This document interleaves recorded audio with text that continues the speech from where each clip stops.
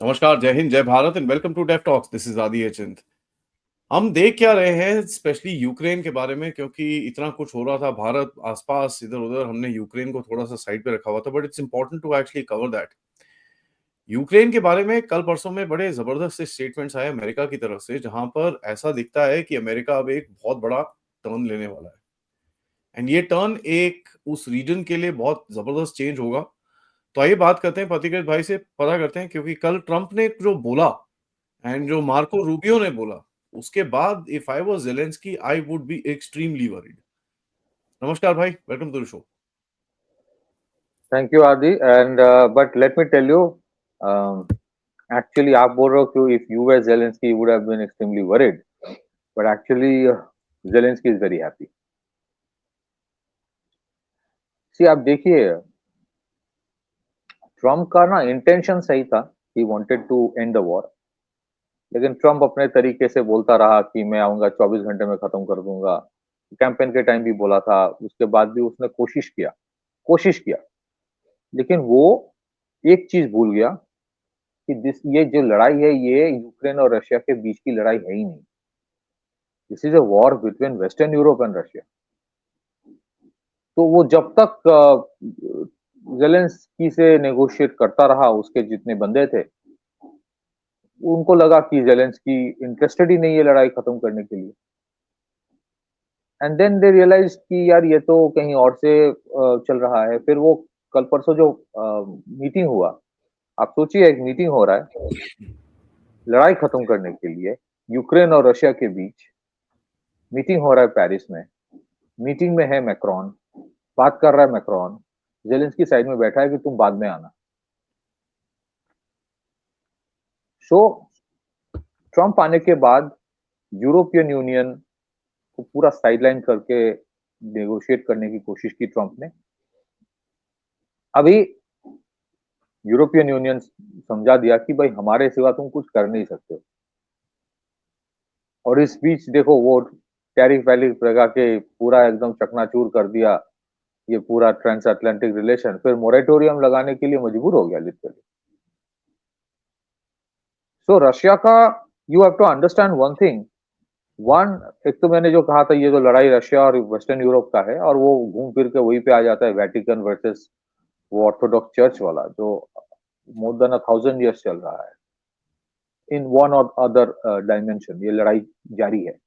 दूसरी चीज है, ये लड़ाई जब शुरू हुई थी 2022 में, with in a month negotiating के कगार पे थे नेगोशिएशन की, रशिया और यूक्रेन बंद कर दिया, करने नहीं दिया यूनाइटेड किंगडम। बोरिस जॉनसन ने करने नहीं दिया, बाइडेन ने करने नहीं दिया, तो ट्रंप कहां से करेगा? तो बेसिकली रशिया क्या क्या चाह रहा? अच्छा, why was yesterday very important? Yesterday, कल का दिन इंपॉर्टेंट ये इसलिए था कि 18th ऑफ मार्च को रशिया ने एक सेल्फ इम्पोज मॉरेटोरियम लगाया।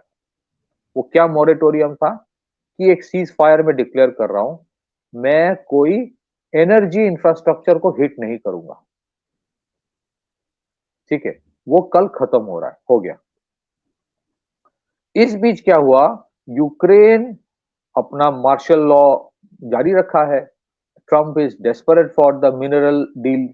और यूक्रेन ने मतलब हजारों के तादाद में कंटिन्यूड, इफ हजारों के तादाद में नहीं तो कम से कम सैकड़ों ऐसे अटैक किया with drones into Russia. Some of the drones went 500 kilometer inside Russia from the border.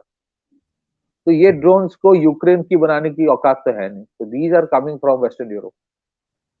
Now what Russia is saying, Putin का ये है, पुतिन बोल रहा है दो चीजें। एक तो जो कोर इशू है उसको सॉर्ट आउट करो। Core issue is primarily the expansion of NATO, जिसकी वजह से ये लड़ाई है। दूसरी चीज है he saying ceasefire declare होगा तो यूक्रेन अपनी मतलब Ukraine should not be allowed to rearm itself. तो वो नहीं करेगा तो यूरोप तो मानेगा ही नहीं, वेस्टर्न यूरोप तो मानेगा ही नहीं। ठीक है, तो देन जो स्पेशल एनवॉय है ट्रम्प का, केथ केलॉग, तो what this person proposed कि जहां जहां जिसका स्फीयर ऑफ इन्फ्लुएंस है वहां तक सीज फायर हो जाए। मतलब क्राइमिया, खरसो, जापोरेजिया, डोनेट्स्क, लुहांस्क जो जगह है वो कम से कम रशिया के स्फीयर ऑफ इन्फ्लुएंस में है। मतलब अगर आप खरसो और जापोरेजिया देखोगे उसके at least half of it is with in Russian control, और Yeah. डॉनबास रीजन तो पूरा, फिर क्राइमिया पूरा। जिसका जहां स्फीयर ऑफ इन्फ्लुएंस है वो वहां रहे, कम से कम उस लेवल पे सीज फायर हो। हमारे जेलेंस्की साहब बोल रहा है नहीं, 1991 में जो था सिचुएशन वहां तक जाना है। वो 1991 वाला मैप मुझे चाहिए, नहीं तो सीज फायर नहीं। आप सोचो एक बंदा जिसके देश के पॉपुलेशन बेयरली 2 करोड़ होगा, 2 करोड़ नहीं, I am not very sure, मतलब वैसे quite just a few crore. It's about अब देख लें। 28 million, 28 हाँ, million. 2.8 करोड़, 2.8 करोड़। बहुत लोग वहां से चले गए हैं जिनके पास पैसा था, वो छोड़ दिया देश को। You have more than 1 million death, casualties, wounded तो और भी ज्यादा होगा। आपका देश बर्बाद हो गया, फिर भी आप नहीं चाहते हो कि लड़ाई खत्म हो। आप भिखारी हो, दूसरों के बलबूते पर लड़ाई कर रहे हो, और दूसरे जो बोल रहा है आप वही कर रहे हो। आप नहीं चाहते हो कि लड़ाई खत्म हो, और वो आया ही था लड़ाई करवाने के लिए, शुरू करवाने के लिए। तो इनवेरिएबली ही नोस कि लड़ाई खत्म हो जाएगी, इलेक्शन होगा, मैं हार जाऊंगा, उसके बाद मेरा पता नहीं क्या होगा। So he doesn't want to end the war. So Zelensky is happy that ये नहीं हो रहा है। और इस बीच आप देखो why Russia is worried, और क्यों ये लड़ाई खत्म नहीं होगा, क्यों ट्रम्प फ्रस्ट्रेटेड है। इस बीच जब वो नेगोशिएशन चल रहा है, कोशिश कर रहा है ट्रम्प, ट्रम्प अपने तरीके से कोशिश किया, लेकिन ट्रम्प का तरीका हमेशा सही नहीं होता। फिर उसने जेलेंस्की को एक्सपोज करने की कोशिश की, जेलेंस्की ने भी दिखा दिया। वो मार्च 1 को जो हुआ था व्हाइट हाउस में, वो भी तो मुझे लगता है कि कहीं ना कहीं बोथ साइड से सबोटैक्स था। यूरोप तो चाहता ही था कि बोलो कि मतलब you should not allow Trump to stop the war. इस बीच मैक्रो और स्टार्मर, ये दो जो किरदार है वेस्टर्न यूरोप के, they are creating a coalition of 30 countries, 30 देशों का एक कोएलिशन बना रहा है जो एक रीएश्योरेंस फोर्स तैयार करेगा यूक्रेन भेजने के लिए। सीज फायर हुआ, ये पूरा वहां पे गया। It is almost like a de facto NATO officially going in Ukraine. तो फिर भाई सीज फायर क्या हुआ? तब तो फिर कभी कभी ना कभी किसी ना किसी प्रिटेक्स्ट में they'll start the war all over again. So this is basically what is happening. हाँ, इसमें रशिया के खिलाफ यूक्रेन का क्लेम ये है कि पिछले ये जो 1 महीना है वहां पे 5,000 से ज्यादा ग्राउंड असॉल्ट रशिया ने किया है, 2,800 aerial bombs they have dropped. So this is basically going on. So I don't think any side is actually willing to actually end the war. Russia बोल रहा है कोर इश्यूज को address करो, नहीं तो इस सीज फायर का कोई मतलब नहीं है। और यूरोप चाहता ही नहीं कि लड़ाई खत्म हो। बेसिकली वो लेफ्ट वोक जो सरकारें हैं, they don't want Russia. Trump as it is desperate था, इम्पेशेंट भी है। वो बोला मैं छोड़ छाड़ के जा रहा हूँ। Frankly this is exactly what western Europe wanted. Back to you. You know, एक I want to make you listen to this small little clip, ठीक है? And this is Marco Rubio talking about exactly Ukraine, and जिस बारे में काफी लोगों ने commentary करी है। You can just listen to this, and it's very interesting. I thought we had positive meetings yesterday. This is important, but there are a lot of other really important things going on that deserve just as much, if not more, attention. So if they're serious about peace, either side or both, we want to help. If it's not going to happen, then we're just going to move on. You know, It's very interesting. that's very interesting. Now that basically tells you कि भाई कहीं ना कहीं these guys are going to give up or just say यार boss, we are not doing this anymore, बाहर में जाओ। हाँ हाँ, Now आपने सही कहा जी। the game on that aspect will change completely. You right. एक चीज देखो, अमेरिका का जो रिसेट कर रहा है with in America, for them that is the priority. With in America जो रिसेट कर रहा है वो इकोनॉमी को रिस्ट्रक्चर करना, टैरिफ वैरिफ वाला गेम अभी ना, वो उनका जो ऑब्जेक्टिव था वो अब तक फुलफिल हुआ नहीं है। तो दे आर वेरी वरीड, उसके ऊपर उनको ध्यान वहीं पे है, रिसेट करना है। अल्टीमेटली चाइना उनका अल्टीमेट ऑब्जेक्टिव हो सकता है कि चाइना के ऊपर कुछ करेंगे कि नहीं करेंगे मुझे पता नहीं, but I think they want to weaken China, वो एक प्रायोरिटी है। दे वांट कि पूरे अमेरिका एकदम हब बन जाए, मैन्युफैक्चरिंग का होगा कि नहीं होगा मुझे पता नहीं। They are desperate for a mineral deal, वो चाहते हैं कि मैन्युफैक्चरिंग एकदम नई तरह से अमेरिका में शुरू हो, वो चाहता है कि पूरा वो जो लेफ्ट लिबरल कबाल है उसको खत्म करूं। That is a priority. उनका ऑब्जेक्टिव, उनको उनका जो व्यू पॉइंट है वो ये है कि भाई मैंने कोशिश किया कि यूरोपियन जो लड़ाई की कगार पे है कि पूरा पैन यूरोपियन लड़ाई हो जाएगा वेस्ट वर्सेस ईस्ट के बीच में, मैं कोशिश कर रहा हूं कि ये ना हो। मैं कोशिश कर रहा हूं कि यूक्रेन वॉर जो है it doesn't spill over to a massive European war. लेकिन अगर आप लोग इंटरेस्टेड नहीं हो तो बाढ़ में जाओ, तुम लड़ो, तुम मरो। That is the mindset. तो उसके बाद क्या होगा, अगर जैसे मैं हमेशा बोलता हूं first and second world war दोनों ही यूरोपियन वॉर था, ये तो अमेरिका घुस गया और अमेरिका की इंटरेस्ट था। तो I think the European calculation this time is also this, मतलब ब्रसल्स का कैलकुलेशन कि एक बार लड़ाई अगर पूरी तरह से शुरू हो जाए ना तो America can't afford to stay away. अभी भी देखोगे ना, अभी देखो ये जो लड़ाई अमेरिका यूक्रेन में हो रहा है, the biggest amount of military add तो रशिया अमेरिका से आया था, ऑलमोस्ट $70 बिलियन। और जिस तरह के हथियार इन लोगों ने दिया है, जिस तरह के हथियार, मैं थोड़ा पढ़ देता हूँ यार, these are not weapon systems which are defensive. मतलब बेसिकली आपने ऐसे हथियार देकर रखा है यूक्रेन को ताकि भाई तुम लड़ो और पूरी तरह से रशिया को बर्बाद करो। तो it was not a defensive. हाँ, कोई बोल सकता है कि क्यों क्यों क्यों तो रशिया ने अटैक किया। भाई वो सेटअप था, ऐसे माहौल तैयार करो कि रशिया अटैक करे और एक्सपैंड करके करके आप you reach their backyard. America वही करता अगर रशिया कनाडा में अपना बेस बनाता। सो बेसिकली आप देखोगे वो ATACMS जो है is basically like a ballistic tactical ballistic missile दिया। फिर वो हिमार जो है artillery rockets M777 how it just scalp missile India लिया था रशिया रफाल के साथ जो आया था, 250 किलोमीटर रेंज है। आपने हंड्रेड्स ऑफ टैंक्स दिया, चाहे वो चैलेंजर हो, लियोपार्ड हो, M1 एब्रम्स हो। फिर आपने hundreds of drone, thousands of drone दिया। फिर उसके बाद आपने 65 to 70 F-16 दिया। This is almost like rearming a country जिसके पास, मतलब it's not defensive anymore. So you want this war to continue. You actually want this war to continue. तो Yeah. कोशिश किया पर नहीं हुआ। अब मुझे and frankly I am telling you, ये जो एक बीच में ट्रम्प को लगा था कि वो कर देगा, it was Hmm. Not possible, it was not possible. Yeah. But यहाँ पर, I want you to also listen to this. This is with Georgia Meloni कल, and this is also very interesting क्योंकि that tells you that इसने European union में तो छेद कर दिया है. I don't hold Zelensky responsible, but I'm not exactly thrilled with the fact that that war started. That was a war that would have never started if I were president. You'd have millions of people living right now that are dead.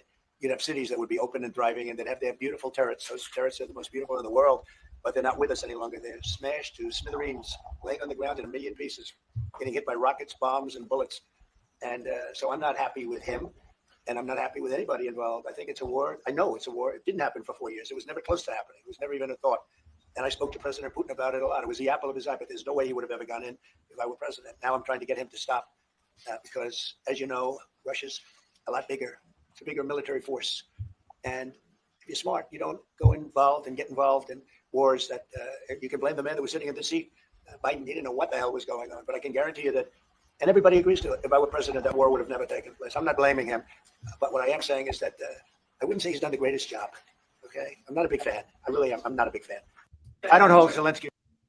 Now, this basically tells you कि, again, even at the highest levels, these guys are like, fair, we're done. And So- Europe will have to really step up, and if they're able to step up, fair enough. If they're not, इनकी बहुत हालत खराब होने वाली है. नहीं भाई, आपको यही समझना पड़ेगा कि actually western Europe wants the war to continue. हाँ, वही है. They don't But want- किस चीज से क्या they'll fight with sticks and stones? I don't नहीं, know. वही हाँ, वो करता रहेगा। वो देखिए ना, first world war, second world war के टाइम भी ये इनके पास कुछ नहीं था। फिर दे प्लीडेड विद द अमेरिकन्स कि भाई कुछ तो भेजो, नहीं तो आपके वो सिविलाइजेशनल, वो डेमोक्रेसी खतरे में है हमारे यहाँ पे जब बोला जाता है। हाँ, तो वही बोला जाएगा। अच्छा, Trump can not directly come and से कि भाई जेलेंस्की तो प्लांट है, एक्चुअली प्लांटेड है, वो तो वेस्टर्न यूरोप, वो बोल नहीं सकता ना। दैट वाई सेइंग कि I try, yes Zelensky I am not a big fan, वो बोल रहा है कि व्हाट वो क्या करेगा। Meloni I think she genuinely wants, she is a little different, और उसको भी तो रहना है यूरोपियन यूनियन में। इटली को फिर तो वो इटली का हालत रोमानिया जैसा हो जाएगा। तो इनके हर एक की पाबंदी है। There are lot of conditions, तो वैसे ही है कि इंडिया की तरह कि इतने कचरा है कि it's taking time to clean it up, जैसे इंडिया में भी लग रहा है। और कभी-कभी people are not very happy कि जितना एक्शन लेना चाहिए था बहुत सारे इश्यूज में नहीं लिया जा रहा है। एक परसेप्शन है। बहुत सारे इश्यूज में बहुत किया गया है, बहुत अच्छा किया गया है, कुछ-कुछ इश्यूज में अभी भी एक है कि नहीं किया जा रहा है। तो बट हाँ, इम्पेशेंट होना भी लोगों की दे कैन, क्योंकि लोगों को नुकसान हो रहा है, जैसे मुर्शिदाबाद में। But there are issues that एक दिन में सॉल्व डाउन नहीं होता। तो मेलोनी का हाल भी वही है, वो कुछ नहीं कर सकती, even if she has the best of her intentions. तो मोटे तौर पे भाई ये है कि ये लड़ाई जो है ना, ये खत्म नहीं होने वाला है। ये ओरेशनिक जो टेस्ट किया था रशिया ने, क्यों टेस्ट किया था? अभी भी they are actually using cruise missiles, hypersonic missiles on Ukraine. उसको पता है this war is going to go up, and मैं हमेशा ये बोलता हूँ, डू नॉट जज Russia by the GDP of Russia. Russia का जीडीपी $2 ट्रिलियन होगा, वेस्टर्न यूरोप का जीडीपी यूरोपियन यूनियन $20 ट्रिलियन के करीब है। लेकिन रशिया के पास जो हथियार है वो है। इसका मतलब ये नहीं कि रशिया को नुकसान नहीं होगा अगर लड़ाई बढ़ जाए तो होगा, बट वो नुकसान वेस्टर्न यूरोप में भी वो होगा। जो लोग ब्रसेल्स में, पेरिस में बैठ के अब तक खुराफाती करता था ना, कहीं कहां आज कहां लड़ाई करवाए, अभी बम वहां भी गिर सकता है, गिर सकता है। That is where it is going. It may not happen today, it may happen 1 year 2 years down the line, but it may happen. That potential probability is very very alive now, क्योंकि अब America थक गया है कि भाई Biden, देखिए basically आपने भी तो कहा था ना ये ना, बाइडेन तो चला गया, लेकिन बाइडेन के जो चट्टे बट्टे और इनके जो नेता थे सारे हैं ना यूरोप में, वो तो है, वो वही कर रहा है जो बाइडेन करता। They don't want this war to end. और कहीं ना कहीं द अमेरिकन डीप स्टेट, वो मिलिट्री इंडस्ट्रियल कॉम्प्लेक्स, वो भी नहीं चाहते कि यार क्यों लड़ाई खत्म, उधारी डालो यूक्रेन को ऊपर, देगा अमेरिकन टैक्स पेयर। अभी तो शायद टैक्स पेयर नहीं देगा अमेरिका का, तो इसीलिए ट्रंप बोल रहा है कि भाई तुम ना एक काम करो, 5% ऑफ जीडीपी अपना मिलिट्री एक्सपेंडिचर करो, तुम खर्चा करो, उसमें मेरे को प्रॉब्लम नहीं है, मुझसे भी खरीदना मैं दूंगा आपको। So Europe will spend money to fight the war, because this is not a war for betterment, this is not a war जहां पे बजट देखा जाता है। This is a clash of ideologies, this is a clash of मतलब sectarian clash है ये। उसमें उसमें ये सब होता नहीं है sir. Left, leftist and that Anglo-Saxon and that Vatican versus the Orthodox and other conservatives. ये है, ये जा रहा है उस तरफ, and that's why in Romania you have a huge NATO base coming up because of this. Back to you. Yeah, it's going to be interesting because this whole game needs to change. Otherwise, तो ये this can't continue the way it is continuing. So, I mean, to my mind, I think Americans will try and back off. Europe will try and keep them there. The game will be if America मतलब धीरे धीरे करके कुछ अपनी deal कर ले Russia के साथ एंड इनको साइड कर दे तो हाँ मजा हाँ आ हाँ। जाएगा। तो यूरोप that's यूरोप देखो, western Europe, Brussels is very happy that Trump failed. कल ये स्टेटमेंट मैक्रोन ने दिया है कि वी आर हैप्पी कि ये नाउ द ये अभी जो सेटअप फिर से बन रहा है, they are happy with that, जहां पे यूरोप को इन्वॉल्व किया जा रहा है। पहले तो जेलेंस्की को डायरेक्टली बुलाया था ना ट्रम्प ने, they were not happy with that. Negotiation Paris में होगा, नेगोशिएशन पेरिस ब्रसेल्स में होगा, नेगोशिएशन में हम हैं रहेंगे। That is what they want. So anyways, but this is how it is going, and yes, if it's an all-out war, then the Russians are ready for it, because Russians basically they have faced this in the past as well. So 1940s में भी ऐसा ही था। So Hitler था क्या? Hitler को दिखाया जाता है कि जब बुरे इंसान है because he killed the white man. That's it. Otherwise, Hitler is basically the same that the Western Europe propagates. कुछ चेंज नहीं है, बदलाव नहीं है। It's just the histories were written by the winner, other victor. Anyway, so basically, हाँ इसका impact होगा, prices will go up. You may have disruptions even bigger. That is it. Back to you. Thanks, guys, for this, and to all the audience, it's going to be very interesting क्योंकि ये जो जैसे मैं बोल रहा था, this is going to be very very interesting to watch because इससे जो फ्यूचर जियोपॉलिटिक है and of course a lot of Americans believe जो चाइना जिस तरह से रिएक्ट करेगा ताइवान के ऊपर उससे यहाँ पर डिसाइड होगा. Let's see how it goes, but thank you so much for this and video को लाइक जरूर करिए, सब्सक्राइब करिए चैनल को and of course can I just make 10 seconds? Can I take 10 seconds? तो आप देखिए वर्ल्ड वॉर 1 जब चल रहा था, there were conflicts of Japan China एक तरफ, यूरोपियन कॉन्फ्लिक्ट एक तरफ, यहाँ पे भी ऐसा हो रहा है. There is a Russian versus western Europe conflict, a potential China versus Taiwan.